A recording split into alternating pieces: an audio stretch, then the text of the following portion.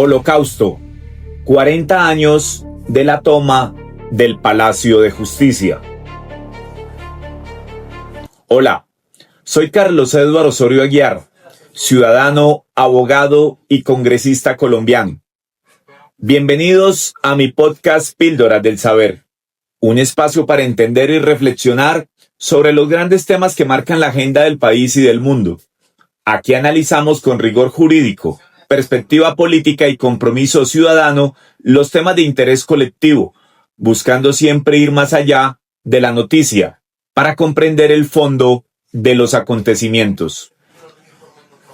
Gracias por acompañarme en este nuevo episodio.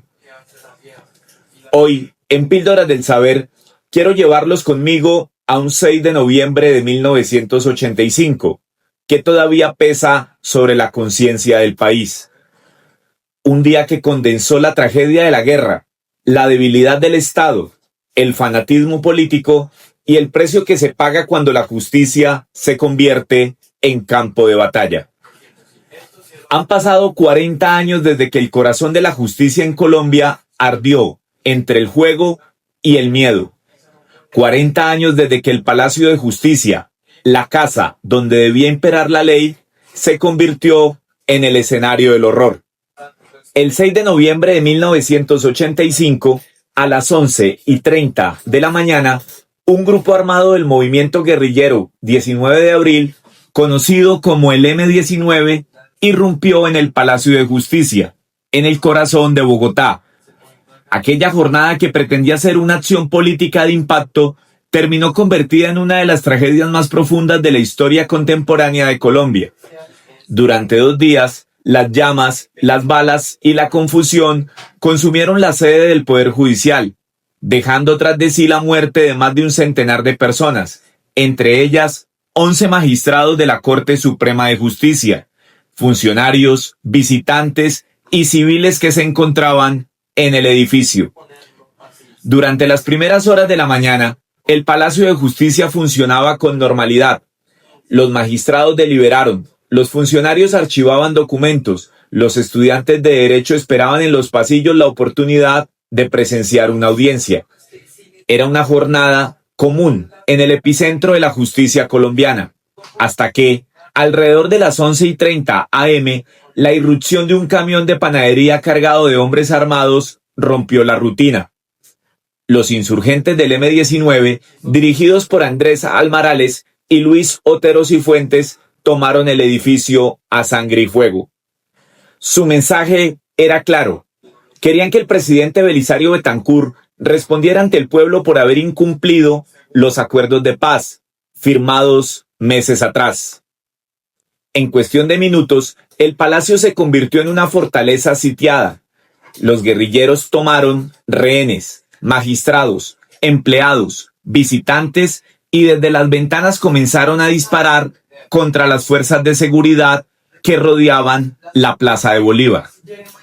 El humo y el caos se apoderaron del centro de la capital. Bogotá entera quedó paralizada ante las imágenes que transmitían los noticieros. El edificio en llamas, los gritos de los sobrevivientes, los helicópteros sobrevolando el cielo nublado. El operativo militar para recuperar el Palacio de Justicia comenzó casi de inmediato. El ejército desplegó unidades del B-2, del GOES, del Batallón Guardia Presidencial y del Batallón de Artillería número 13. Era una respuesta contundente, pero también desordenada. Colombia no estaba preparada para un asalto de esa magnitud en pleno centro de su capital, y mucho menos dentro de la sede del Poder Judicial. La orden fue recuperar el palacio a toda costa. El uso de tanques, ametralladoras y explosivos convirtió la operación en una guerra urbana sin precedentes. Los testimonios posteriores hablarían de confusión, de fuego cruzado, de rehenes atrapados entre 2 bandos. El humo del incendio, provocado por los explosivos y por la munición incendiaria, devoró los archivos judiciales y los expedientes más importantes de la Corte Suprema. El país veía cómo su justicia se desintegraba, literalmente, bajo las llamas. Desde el punto de vista jurídico y penal, el M-19 fue declarado responsable de la toma del Palacio de Justicia. No fue un acto de resistencia civil, ni un simbolismo político. Fue una acción armada deliberada contra la institucionalidad del Estado. El grupo insurgente asumió públicamente su autoría. Incluso algunos de sus voceros, años después, reconocieron que la operación fue un error trágico. Pero en su momento, el M-19 justificó la toma como un intento de poner en juicio al gobierno de Betancur por traicionar los acuerdos de paz. La historia, sin embargo, fue más cruel que su retórica, porque en nombre de la revolución, los insurgentes ejecutaron a magistrados, sometieron a funcionarios a tratos crueles y usaron la vida de inocentes como moneda de presión política. El palacio, concebido como templo de la justicia, se transformó en un campo de guerra donde la vida humana se subordinó al discurso ideológico. Durante las 28 horas que duró la toma, los guerrilleros mantuvieron como rehenes a casi 300 personas, entre ellos los 24 magistrados de la Corte Suprema de Justicia, incluyendo al presidente de la corporación, Alfonso Reyes Echandía. Las negociaciones fueron intermitentes y caóticas. Las líneas de comunicación con el gobierno se cortaron repetidamente y las cadenas de mando militares actuaron con autonomía. El resultado fue una tragedia acumulada: el asalto militar, el incendio y la muerte de la mayoría de los ocupantes. Las investigaciones posteriores, incluyendo las adelantadas por la Fiscalía y por tribunales internacionales, confirmaron que el M-19 fue responsable directo del crimen inicial, la planeación, ejecución y toma violenta del palacio. Las eventuales violaciones de derechos humanos cometidas durante el operativo militar no borran la génesis del hecho, una acción insurgente, planeada y ejecutada por un grupo armado ilegal que buscaba un impacto político a través del terror. El M-19 actuó con una precisión militar calculada. No fue un ataque improvisado. El grupo había entrenado durante meses para ingresar al palacio, conocía la estructura interna del edificio y sabía exactamente dónde se encontraban las oficinas de los magistrados. Los insurgentes llevaban uniformes de camuflado, fusiles automáticos, granadas y radios de comunicación. Incluso habían preparado discursos y comunicados para difundir una vez capturado el edificio. Esa preparación demuestra que no se trató de un gesto simbólico o de un error táctico, como se ha querido hacer creer. Fue una operación insurgente con objetivos políticos definidos y consecuencias devastadoras. La autoría del diseño recayó, según las investigaciones de inteligencia, en Álvaro Fayad, quien desde medio año antes había delineado las fases, objetivos y métodos. El plan, dividido en un componente táctico y otro estratégico, contemplaba 3 fases: preparación logística, toma del edificio y de rehenes, y la consumación de un juicio político revolucionario contra el presidente Belisario Betancur, y 3 ministerios claves: gobierno, justicia y defensa, con la finalidad última, según los borradores, de precipitar un golpe de Estado, o en su defecto, una negociación de alto impacto político. Ese diseño estratégico revela con claridad que el propósito excedía la simple protesta armada. Buscaba ejercer control sobre los centros de decisión del Estado y exhibirlo públicamente. La maniobra debía ejecutarse en 2 ejes de entrada hacia el palacio: la puerta principal que da a la Plaza de Bolívar y el acceso por el sótano. La hora escogida, 11:40 de la mañana, fue seleccionada con calculada intención. Al mediodía terminaba la jornada y muchos funcionarios salían a almorzar, circunstancia que reduciría la resistencia inmediata y facilitaría la concentración de personas en zonas localizadas del edificio. El plan detallaba también la infiltración pacífica de miembros del grupo, el argumento que serviría para iniciar la toma. 10 hombres vestidos de civil que ingresarían como abogados, ocuparían determinados espacios mientras el operativo motorizado irrumpía por el sótano en 2 camiones. La estrategia pretendía combinar la sorpresa con un despliegue ofensivo que copara los niveles inferiores y ascendiera a los pisos superiores para la toma de rehenes de alta jerarquía. Los documentos incautados describen la intención explícita de aniquilar la resistencia de los vigilantes del palacio en la fase inicial y de concentrar a las personas presentes en auditorios y oficinas clave para facilitar el control y la posterior exhibición mediática. El detalle operacional que aportan los borradores es particularmente elocuente sobre el plan de combate. La vanguardia, compuesta por el primer vehículo, debía llevar al primer grupo de asalto motorizado con metralletas y fusiles. El segundo vehículo, semipesado, transportaría el grueso de la fuerza, junto con explosivos, ingenieros y material de intendencia. El tercer vehículo cerraría la retaguardia con hombres destinados a sostener la línea de retirada. La compañía se dividiría en 2 pelotones, el primero con la misión de asaltar y controlar el sótano y el primer piso, garantizar la defensa impenetrable de los únicos accesos inmediatos, puerta principal y puerta del sótano, y concentrar a las personas presentes.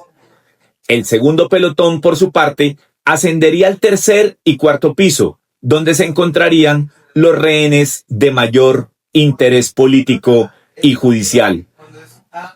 La operación incluía de manera explícita el control del entorno. Un grupo de apoyo externo debía hostigar a la fuerza pública y blindar puntos clave, mientras un equipo político se dirigía a emisoras, estudios de televisión y redacciones para instalar la versión del acontecimiento como una operación heroica ante la opinión pública. Esa coordinación entre acción armada y control de la narrativa refleja un diseño estratégico pensado para capitalizar políticamente la violencia y dirigir la interpretación pública del hecho. Los antecedentes inmediatos muestran que la acción no sorprendió por completo a los organismos de seguridad. El 23 de octubre de 1985, día del atentado contra el comandante del ejército, general Rafael Zamudio Molina, el M-19 envió cassettes a los medios anunciando una acción que aterraría y sorprendería al mundo. Aún así, y pese a que el 30 de septiembre de 1985 también, un Consejo de Seguridad había examinado las amenazas y se había enviado una carta a la Corte Suprema advirtiendo sobre riesgos concretos para algunos magistrados, la policía que custodiaba el palacio fue relevada 3 días antes del ataque. Esa decisión, cuya justificación no ha sido plenamente explicada en el expediente judicial, facilitó las condiciones de acceso y redujo la capacidad inicial de respuesta en el recinto. La respuesta estatal, prevista como reacción por los mandos militares, se desplegó con la llegada de unidades blindadas y del batallón Guardia Presidencial. A partir de la llegada de los tanques y de las tropas, la condición de la acción cambió. Los insurgentes, que inicialmente eran atacantes, pasaron a asumir la defensa de la posición conquistada. La retoma derivó en combates intensos y en el uso de poder letal en un escenario urbano y en un bien jurídico especialmente protegido, la sede de la Administración de Justicia. El cruce entre la operación militar del M-19 y la reacción armada de las fuerzas militares precipitó una cadena de eventos que resultó en incendios y destrucción estructural. El resultado, 98 muertos confirmados, 11 desaparecidos y un país entero sumido en el duelo. Desde la perspectiva jurídico-penal, los elementos reunidos en la casa 8-42 y los testimonios sobre la ejecución del plan constituyeron base para imputaciones por rebelión, coautoría de homicidio, secuestro y terrorismo frente a integrantes del M-19. La existencia de un plan escrito, con órdenes combativas, nomenclatura de pelotones y asignación de medios ofensivos, robustece la imputación de acciones deliberadas y dirigidas a objetivos civiles y de autoridad pública. Que el M-19 en años posteriores reconociera su participación en la toma no neutraliza la gravedad del crimen ni las consecuencias penales y éticas de ejecutar una acción armada que atentó contra la independencia del Poder Judicial y la vida de quienes en él laboraban. Desde una perspectiva histórica, la toma del Palacio marcó un punto de no retorno. El Estado colombiano, ya debilitado por años de violencia bipartidista y el auge de los grupos armados y el narcotráfico, se vio confrontado con su propia vulnerabilidad. El mensaje del M-19 fue doble: desafiar la autoridad presidencial y demostrar que podían golpear el corazón mismo de la institucionalidad. A 40 años de distancia, la reconstrucción pormenorizada del operativo permite sostener, con fundamento documental, que la toma del Palacio de Justicia fue una acción militar planificada y ejecutada por el M-19, con fines políticos de máxima envergadura, que incorporó métodos y armas orientadas a la aniquilación de resistencias y a la toma de rehenes, y que dejó como consecuencia directa una herida indeleble en la administración de justicia y en la memoria colectiva del país. En esa constatación operativa radica, en buena medida, la obligación de mantener la claridad histórica y jurídica sobre lo que ocurrió. Describir con precisión el crimen es un requisito imprescindible para cualquier evaluación posterior sobre responsabilidades, sanciones y, en última instancia, memoria. Cuando la operación del M-19 pasó de ser un asalto planificado a un combate abierto, el episodio no terminó con el control de un edificio, sino que abrió una secuencia de responsabilidades, procesos y reclamos que han durado décadas.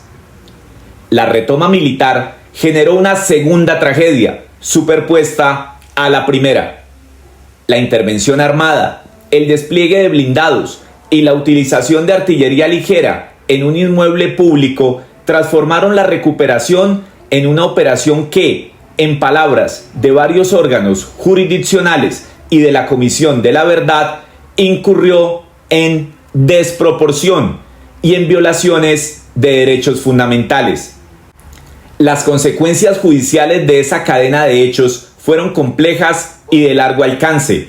En el terreno penal, 11 personas desaparecieron después de haber salido con vida del Palacio de Justicia. La Fiscalía reabrió investigaciones y, con el paso de los años, varios procesos contaron con avances, retrocesos y decisiones que reflejan la dificultad de deslindar responsabilidades en un conflicto interno cargado de violencias cruzadas. El ámbito contencioso administrativo, por su parte, sostuvo que la nación debía responder por fallas del servicio, entre ellas la retirada de la vigilancia del palacio días antes del asalto y la improvisación en la forma de la recuperación. Estas determinaciones no eximen la autoría del M-19, que la propia organización reconoció, pero sí apuntan a la concurrencia de errores institucionales que agravaron el desenlace.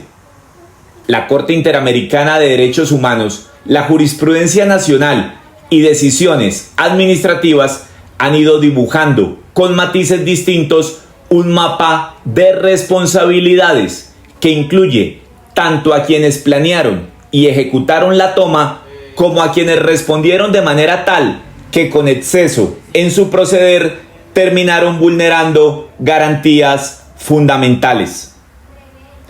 Ese mapa es relevante porque, a la fecha, la memoria del hecho sigue siendo un campo litigioso, no solo en los tribunales, sino en la opinión pública y en las narrativas que lo interpretan.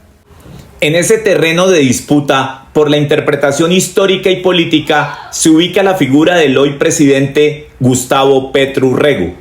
Su trayectoria personal y política, inscrita en parte en la historia del M-19, lo coloca en una posición singular para hablar del episodio. Según el medio de comunicación radial Blue Radio, en una visita del hoy presidente de Colombia a la Corte Suprema de Justicia, Petro, frente a un cuadro alusivo a la toma del palacio, llegó a describir el hecho con expresiones como que dicho hecho fue una, entre comillas, genialidad. Lo cual, por supuesto, de ser cierto, sería una venia y una apología al terrorismo, una minimización de la gravedad de los hechos y una supina indolencia frente a las víctimas. Adicionalmente, Petro arremetió contra una de las víctimas de esa toma, el magistrado Manuel Gaona Cruz. El magistrado Gaona fue un verdadero liberal, a quien la cúpula militar de ese momento consideraba un terrorista por haber tumbado la reforma constitucional de Turbay.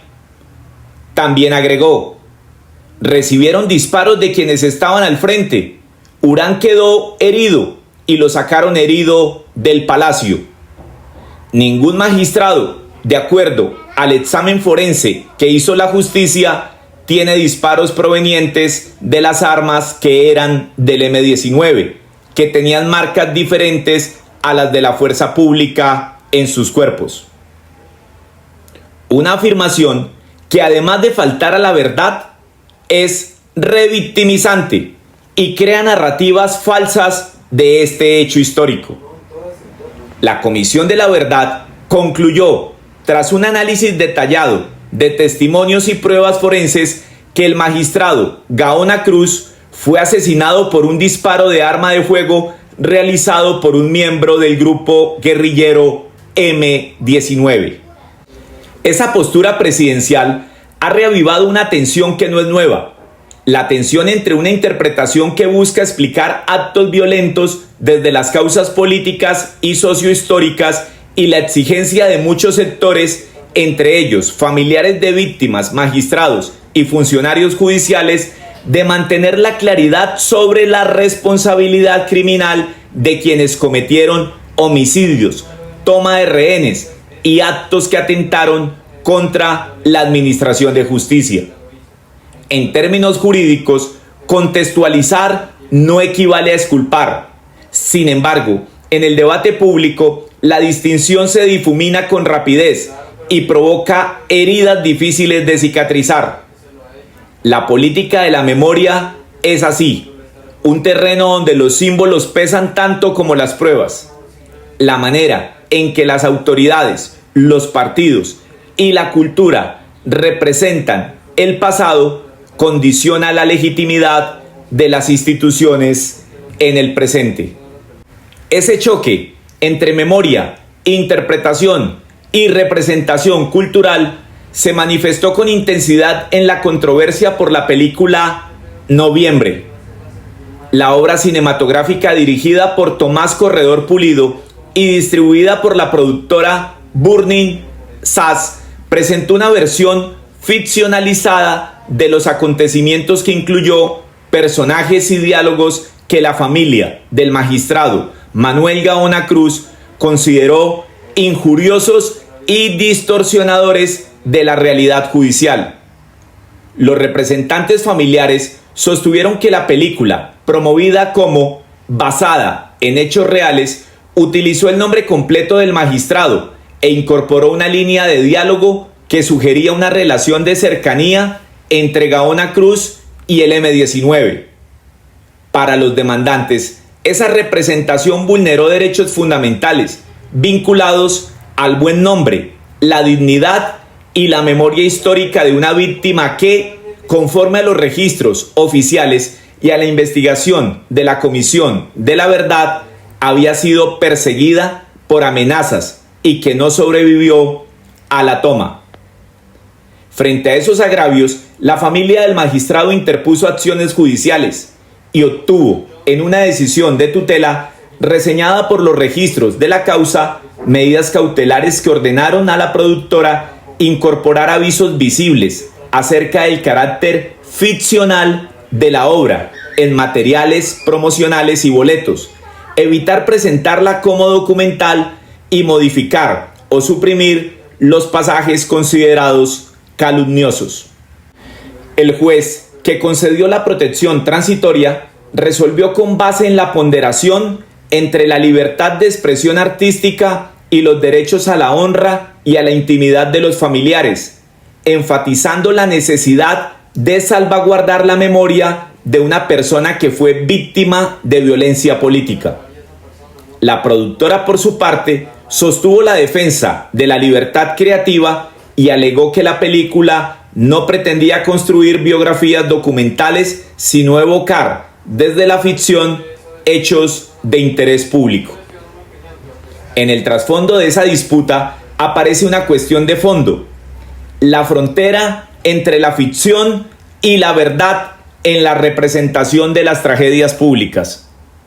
La libertad de creación artística goza de protección constitucional, pero esa protección no es absoluta cuando la obra utiliza hechos y nombres verificables que afectan derechos ajenos.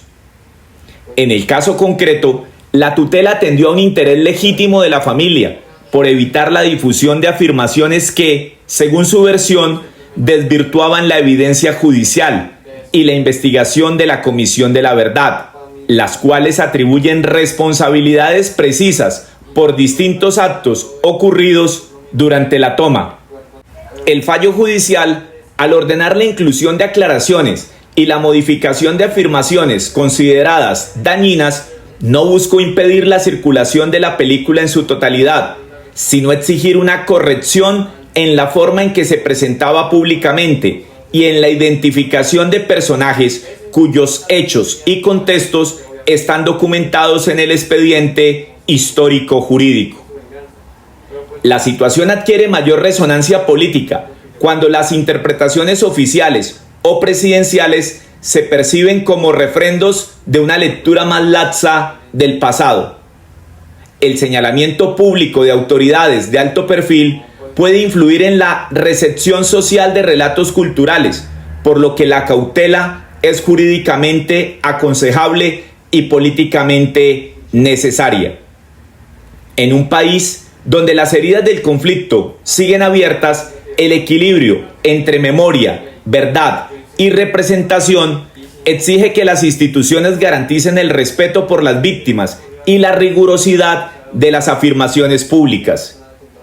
La protección judicial del buen nombre de Manuel Gaona Cruz y de su familia constituye, en ese sentido, una reafirmación del principio según el cual la libertad de expresión no ampara la invención de nexos o hechos cuando estos causan un daño verificable a terceros. Al cerrar el balance de estos 40 años, la toma del Palacio de Justicia aparece como un episodio que condensó lo más grave del conflicto colombiano: la determinación de un grupo insurgente por desafiar el orden constitucional mediante la violencia y la reacción de un Estado que, en su intento por restablecer el control, cometió abusos que luego la justicia y las comisiones de la verdad tuvieron que encarar. La responsabilidad penal del M-19 por la materialidad del asalto y por los homicidios cometidos está documentada en pruebas, confesiones y procedimientos judiciales. La responsabilidad del Estado por desapariciones y tratos inhumanos también fue reconocida en decisiones posteriores. Entre ambos polos se despliega un espacio de memoria que no admite simplificaciones ni relativizaciones. La vigencia de aquel trauma no es solamente histórica, es normativa y política.